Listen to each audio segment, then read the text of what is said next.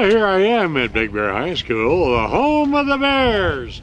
Today, they have a very bare front here. And today, they've got, at least 100 people that are planting. They're doing a Zeriscape of this particular area here.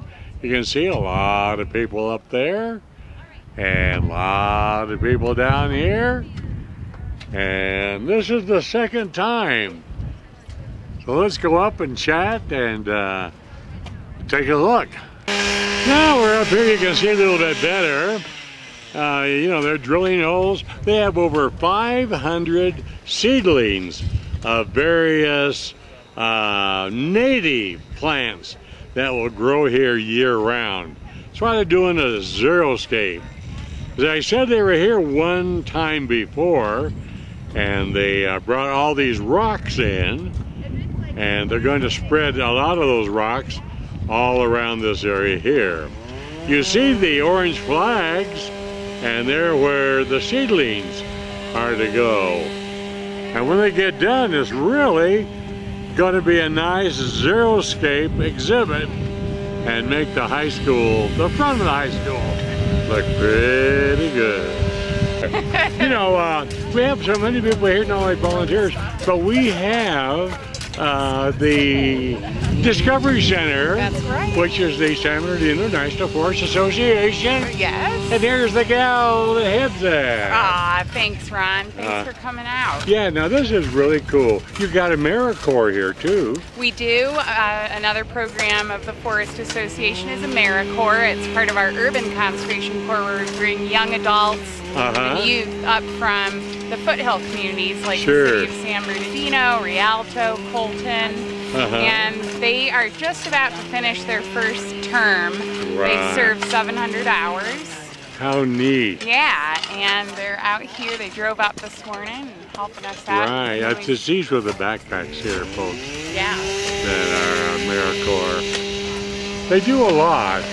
They had about 40 of them a couple of months ago do the Seven Oaks Trail, which is from 2N10 or 2N08 to 2N10 merge and go down to the Santa Ana Basin.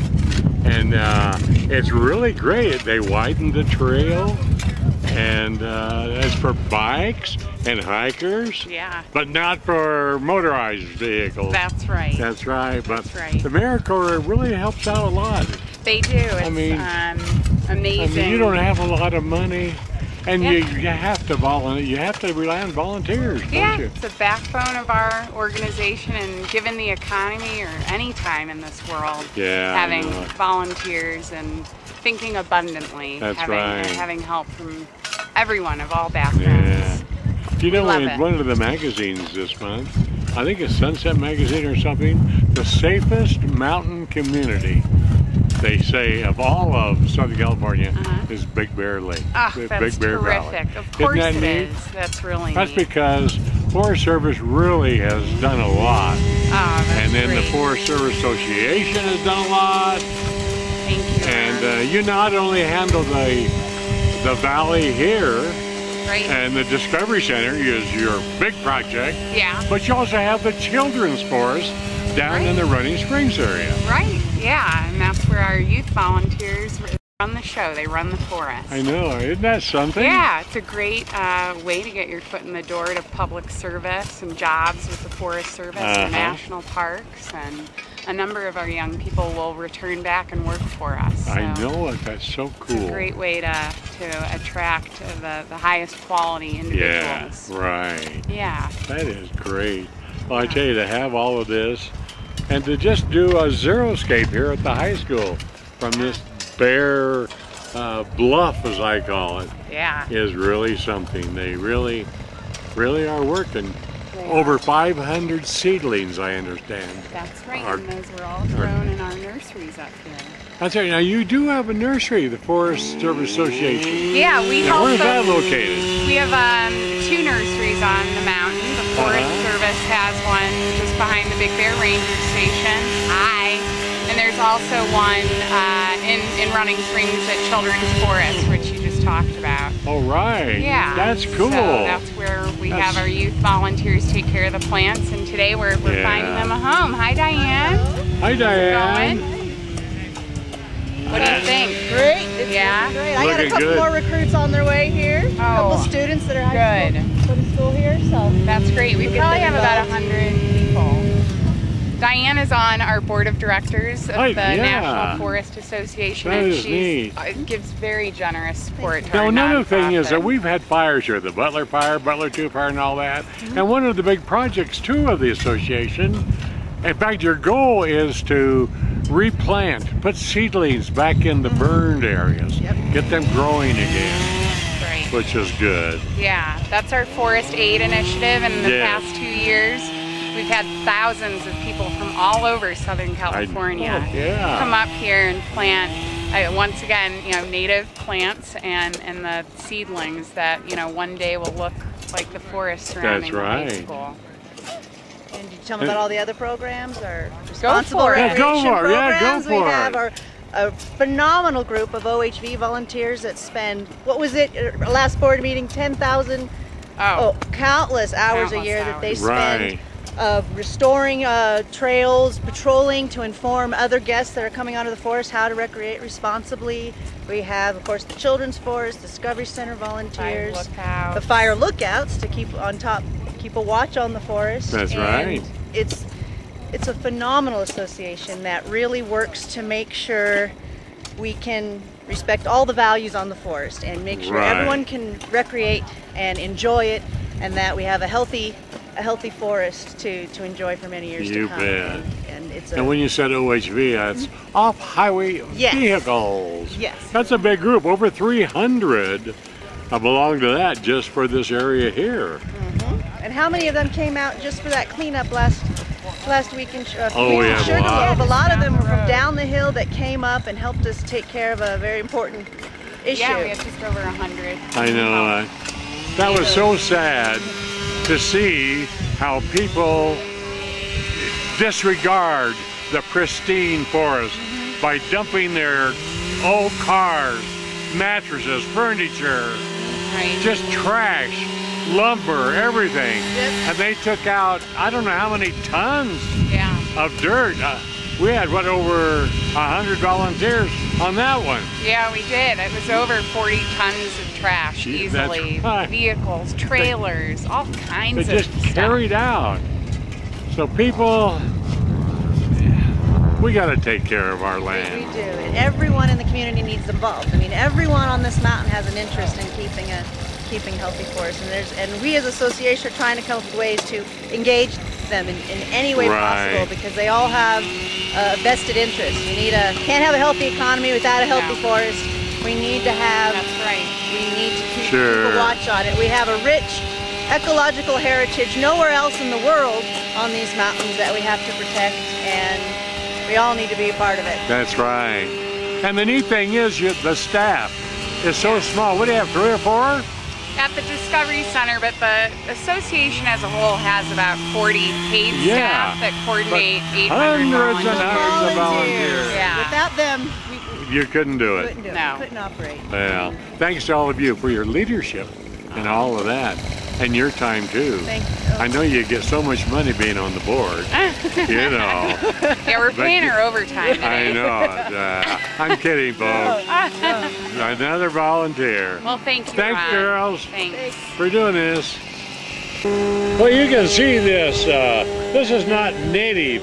It looks like it crawls. It's got ground cover, but it's not a native. They're pulling it all out, taking all this out. But it's really, really neat. Boy, look at all these seedlings. See how they are in these little cases? As Sarah said, these are all grown at the 70 National Forest Association's really it's a garden area where they raise all this. See all these here?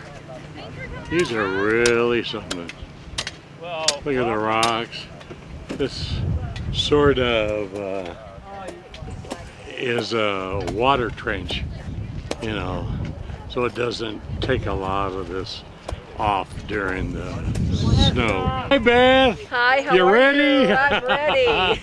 You're ready. I'm always ready. The light. This is sort of a dream of the lighthouse project, which is neat. It is. It's actually a dream of our principal, Mike Gelber, who said he just wants it to look like a school in the mountains. Right. Because it's been barren for so long, and so wonderful things have been happening. We had a Boy Scout project on the other side of the fence, an Eagle Scout project that was completed by Riley Jasperson that looks beautiful.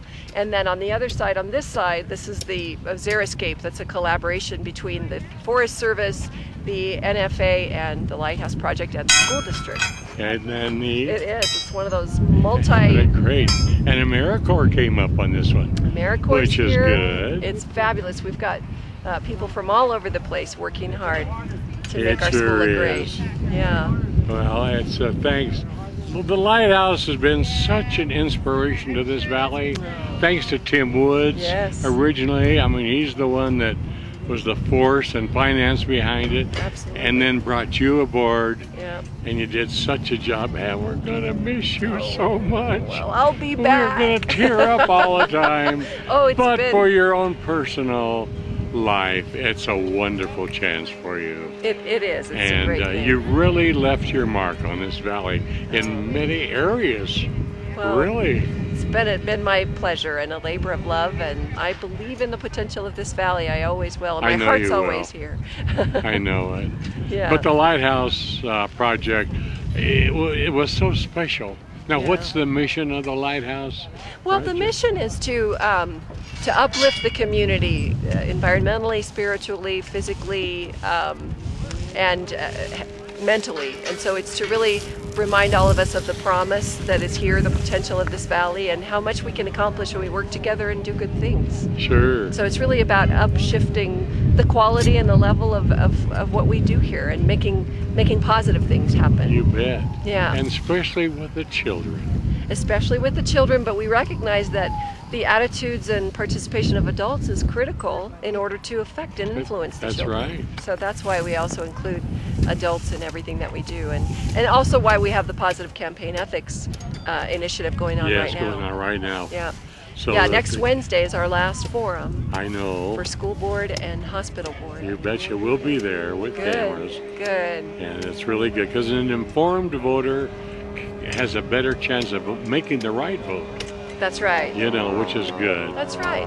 And you know, I think if you're unhappy with any of the way things are, it's important to show up and be a face in the crowd, and you have the opportunity to pose questions to the candidates, and you know, if there's anything that you're unhappy about the way it's working, then it's important to have a voice and especially use your vote. It seems like this whole country's unhappy about something. I know, and it's part of what we said. Right. Well, that we can make it different here. We can make things better here locally. We don't have to have that negativity. That's right. I think that doesn't serve anything. Yeah. So that's a big part of why we did that. And as you said in your PSA that we run, one vote counts. Absolutely. It just takes one vote. Right. That's very true. And that's good. Yeah. Well, Beth, God love you. Best of luck God bless you, Ron. in your new venture down the mountain. I'm sure everything we'll get along without you. Oh. There's always others behind. Absolutely. But as I said, you left your mark. We'll always remember everything you've done for us. Thank you so much. You're very special. Likewise to you. Okay. Bye-bye. Thanks. Bye.